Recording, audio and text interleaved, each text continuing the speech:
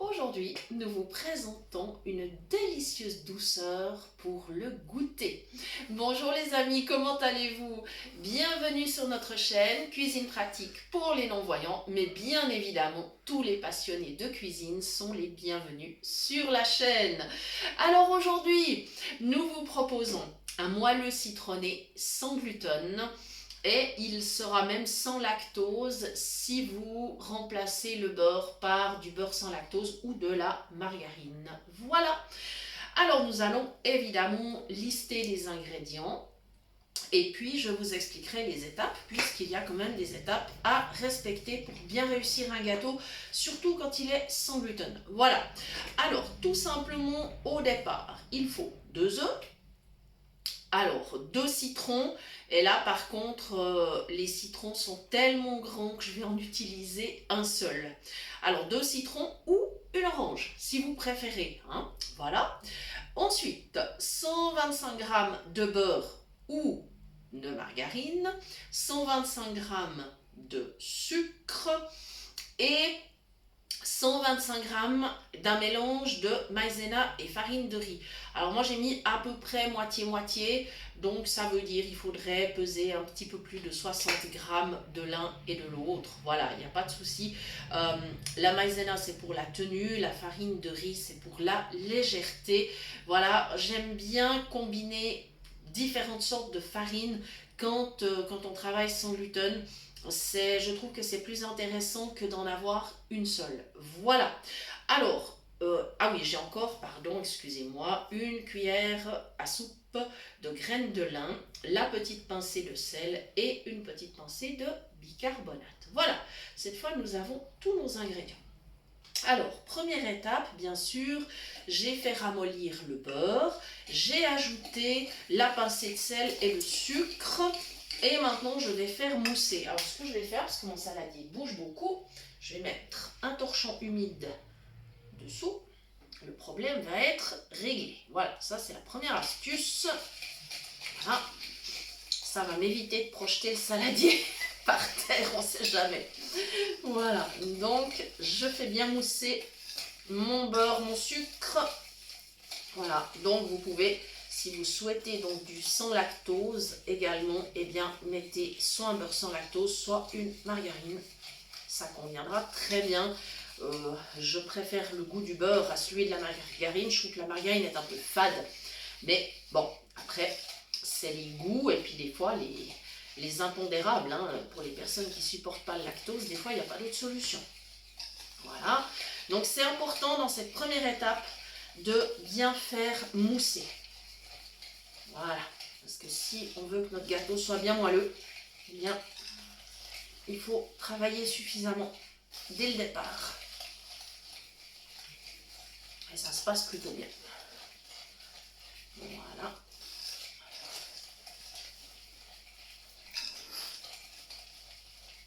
Comme ceci, notre première étape est terminée. Alors, bien sûr, de préférence, un citron bio, puisqu'on va utiliser le zeste et le jus. Alors, le zeste, on peut le râper. J'ai pris une petite habitude depuis quelque temps, qui est en fait de le couper finement avec un couteau. Je trouve que c'est encore meilleur quand on a des petits bouts de zeste dans le gâteau. Alors, faites selon votre préférence. Il n'y a pas d'obligation. Et je vais m'asseoir, c'est pas plus cher. Voilà. Comme ceci. Et voilà. C'est plus confortable. Voilà. Puis comme ça, je suis quand même au-dessus de mon saladier. C'était surtout pour la première étape qu'il est important d'être debout. Mais là, pas de souci. Voilà, donc gentiment, avec mon couteau, je prélève mon zeste. Voilà. Alors évidemment, ce gâteau, vous allez pouvoir le proposer au goûter. Hein, par exemple, quand les enfants rentrent de l'école, pourquoi pas. Ou si vous avez des amis qui viennent prendre le thé ou le café à ce moment-là. Ou pour accompagner un café à la fin d'un repas, ça c'est évidemment une possibilité aussi.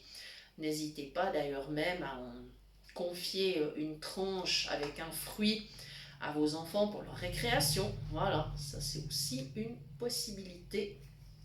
Ou si vous emmenez votre repas sur votre lieu de travail, eh bien une tranche pour votre dessert.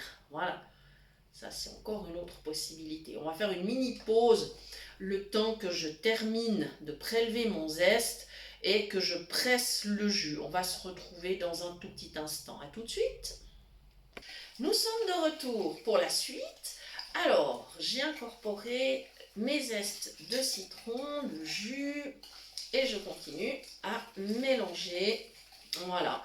Donc ce gâteau, vous pouvez aussi le proposer, pourquoi pas sur un buffet de dessert. Ça, c'est quelque chose de formidable quand on fait des repas, quand on est une bonne équipe, d'avoir un buffet de dessert. Alors c'est vrai qu'après, c'est toujours varié.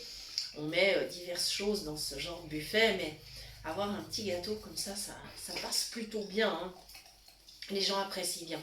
Maintenant, à la place du thé ou du café, si vous avez envie d'un petit verre de vin doux, alors là, il y a aussi des possibilités qui sont, par exemple, pourquoi pas, un petit muscat, un pinot gris, un gewürztraminer, enfin voilà, vous avez des possibilités. Il y a un muscat du Valais qui est vraiment excellent. Et il y a aussi un muscat de l'île de Beauté ou des vins muscat du sud de la France qui sont vraiment formidables. Voilà, après il y a plein d'autres vins doux évidemment. Si vous avez envie par exemple, je ne sais pas moi, d'une petite malvoisie aussi, ça c'est pas mal. Et oui, voilà, il y a plein de possibilités. Voilà, cette fois le mélange là il est très onctueux et c'est ça qui permettra à mon gâteau d'être vraiment moelleux. C'est même crémeux carrément et c'est ça qu'on doit obtenir. C'est vraiment important. D'où la nécessité de travailler suffisamment longtemps. Et comme vous le savez, moi j'aime bien faire mes gâteaux à la main. Évidemment que si vous préférez travailler avec le robot, vous pouvez, il n'y a pas de problème. Moi j'aime bien travailler à la main, c'est une habitude. Parce que je dois dire que j'arrive beaucoup mieux à me rendre compte si la texture est bonne ou pas. Avec le robot, c'est plus difficile. Là, j'ai rajouté mes 2 œufs. Voilà, donc je continue ma préparation. Ça, c'est une étape, par contre, qui est assez courte. Vraiment pas de souci. Voilà. Et on va passer à la dernière. Donc dans un bol, j'ai mis la maïzena, la farine de riz, les graines de lin, la pincée de bicarbonate. Voilà, tout y est. Comme ceci. Donc maintenant j'ajoute dans le saladier. Alors les petites graines de lin, c'est facultatif. Ou alors si vous préférez, vous pouvez mettre d'autres graines, du tournesol, du sésame, voilà, ce que vous aimez. Mais c'est facultatif. Moi, j'aime spécialement bien les petites graines comme ça.